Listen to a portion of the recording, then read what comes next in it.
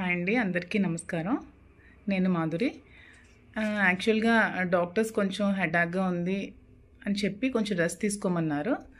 అలానే నేను నా సోషల్ మీడియాలో ఇన్స్టా వేదికగా ఒక పోస్ట్ పెట్టాను. నేను రెస్ట్ తీసుకుందాం అనుకుంటున్నాను, కొద్ది రోజుల తర్వాత మళ్ళీ మీ ముందుకు వస్తాను అని చెప్పి. ఇలా రెస్ట్ తీసుకుందాం అనుకున్నప్పుడు నేను న్యూస్ ఛానల్స్లో నిన్నే చూశానండి. దువ్వాడ వాణి అనే ఆవిడ మళ్ళీ నా మీద కామెంట్స్ చేసింది. ఆ కామెంట్స్ చేసినందుకే నేను మళ్ళీ మీ ముందుకు రావాల్సి వచ్చింది. అవి ఏ విధమైన కామెంట్స్ అంటే, నా వల్ల శ్రీనివాస్ గారికి థ్రెట్ ఉందని, నా వల్ల దువ్వాడ వాణికి థ్రెట్ ఉందని ఆవిడ కామెంట్స్ చేసింది. సో నా వల్ల థ్రెట్ ఉందనుకుంటే దువ్వాడ శ్రీనివాస్ గారికి 2 years నుంచి ఎవరు చూస్తున్నారండి? 2 years నుంచి అతను ఆలనా పాలనా అంతా ఎవరు చూసుకుంటున్నారు? ఏమే వచ్చి చూసుకుంది? నేనే కదా చూసుకున్నది. మరి 2 years ముందు నుంచి లేని థ్రెట్ ఇప్పుడు ఎందుకండి వస్తుంది సడన్గా? మరి ఈవిడే కదా మీ మీడియా అందరినీ పిలిచి మాధురి శ్రీనివాస్ గారితో ఇదే ఇంట్లో 2 years నుంచి ఉందని చెప్పే కదా ఫస్ట్ ఎలిగేషన్ స్టార్ట్ చేసింది. మీ మీడియా సాక్షిగా తన అందరికీ పిలిచి దివల్ మాధురి అనే అమ్మాయి శ్రీనివాస్ గారితో ఈ ఇంట్లో 2 years నుంచి ఉంటుంది అని చెప్పి కామెంట్స్ చేస్తూ ఆమె ఇక్కడికి వచ్చి ధర్నా స్టార్ట్ చేసింది. అది ఏ విధంగా చేసిందో మీరే చూశారు. టచ్ పాస్ చేసి డోర్స్ విరగొట్టి గోడలు విరగొట్టి ఒక 10 మందిని తీసుకొచ్చి శ్రీను గారి మీద అటాక్ చేయడానికి చూసింది. ఈవెన్ చంపడానికి కూడా ట్రై చేసింది ఆ 10 మందితో కలిసి. శ్రీనివాస్ గారు కంప్లైంట్ కూడా ఫైల్ చేయడం జరిగింది.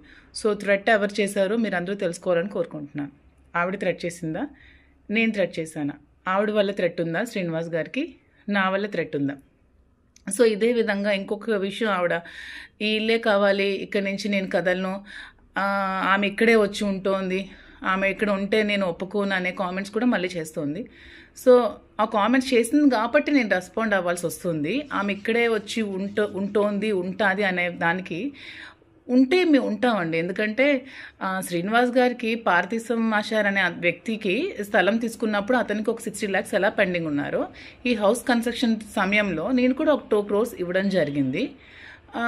వాళ్ళ బ్రదర్ కూడా ఇచ్చారంట, అది నాకు సరిగ్గా తెలియదు. వాళ్ళ బ్రదర్ కూడా అమౌంట్ ఎంతో హెల్ప్ చేశారని చెప్పడం జరిగింది శ్రీనివాస్ గారు.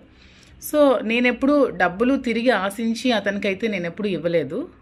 కానీ ఇదే ఇల్లు ఆమె కావాలి, ఇక్కడే నేను కూర్చుంటాను, ఇక్కడి నుంచి నేను కదలను అనుకున్నప్పుడు నాకు కూడా హౌస్ మీద రైట్ ఉంది. కాబట్టి నాకు ఇవ్వాల్సిన 2 crores అమౌంట్ నాకు ఆమె ఇచ్చేసి ఆ ఇంటిని తీసుకుంటుందా, లేకపోతే ఆ ఇల్లు ఖాళీ చేసి ఆమెకి ఒక 6 కోట్లు పెట్టి ఇంద్రభవనం లాంటి ఇల్లు శ్రీను గారు కట్టి ఇచ్చి ఆ ఇంట్లో ఆమెకి సకల భోగాలు కల్పించి అతను నడు రోడ్డు మీద ఉన్నారు కాబట్టి, సో ఆ ఇంటికి ఆమె వెళ్ళిపోయి ఇతన్ని కూడా ఆ ఇంటికి తీసుకెళ్ళి అక్కడ లీగల్గా ఏమైనా ప్రొసీడింగ్స్ చేసుకుంటారా, ఇంకా ఏ విధంగా పడతారో వాళ్ళ ఇష్టం.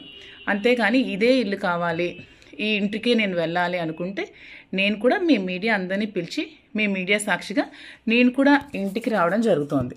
యాక్చువల్గా నేను ఎప్పుడు కూడా నేను మీ ముందు ఇంతవరకు బయటపడలేదు నేను శ్రీను గారు నాకు డబ్బులు ఇచ్చాను, అగ్రిమెంట్ చేసుకున్నానని. కానీ శ్రీను గారు యాక్చువల్గా ఎప్పుడు ఎవరు అమౌంట్ ఉంచుకునే వ్యక్తి కాదు. అందుకని అతను ఎప్పుడైనా నాకు ఉన్నప్పుడు నీకు ఇచ్చేస్తానని చెప్పి నాకు చెక్స్ ఇవ్వడం జరిగింది. ఇదిగోండి ఈ చెక్స్, ఇవి 50 lakhs ఒకటి, ఇది కూడా 50 lakhs, ఇది 450.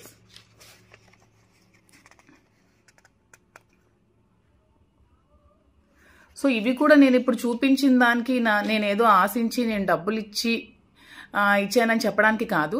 ఆమె ఆ ఇల్లు కావాలి, నాకు ఇక్కడే నేను ఉంటాను, ఈ ఇల్లుకి ఎవరికి రైట్ లేదు అని అంటోంది కాబట్టి నేను చూపించాల్సి వచ్చిందండి. సో ఈ అమౌంట్ నాకు క్లియర్ చేసేసి ఆమె ఇల్లు తీసుకుంటుందా, లేకపోతే ఆమెకి శ్రీనివాస్ గారు ఇచ్చిన ఇంటికి వెళ్ళి శ్రీనివాస్ గారితో ఏమైనా లీగల్గా ప్రాబ్లమ్స్ ఉంటే తేల్చుకుంటుందా? సో మీరే ప్రజలే డిసైడ్ చేయాలండి. సో ఇంకా నేను కూడా ఇంకా ఈ ఎలిగేషన్స్ ఏమి చేస్తే నేను కూడా ఇంకా రేపు వెళ్ళి మీడియా వాళ్ళని కూర్చోబెట్టి నేను కూడా అక్కడ కూర్చుంటాను. నాకు ఇవ్వాల్సిన అమౌంట్ వచ్చినంత వరకు నేను కూర్చుంటాను. ఇది త్వరగా క్లియర్ చేసుకుంటే మంచిదండి. దీన్ని రాజకీయ ఉద్దేశంతో ఇంకా ప్రొలాంగ్ చేసి ఇంకా చేయాల్సిన అవసరం లేదు. ఇది అందరూ తెలుసుకుంటారని కోరుకుంటున్నాను. Thank you so much.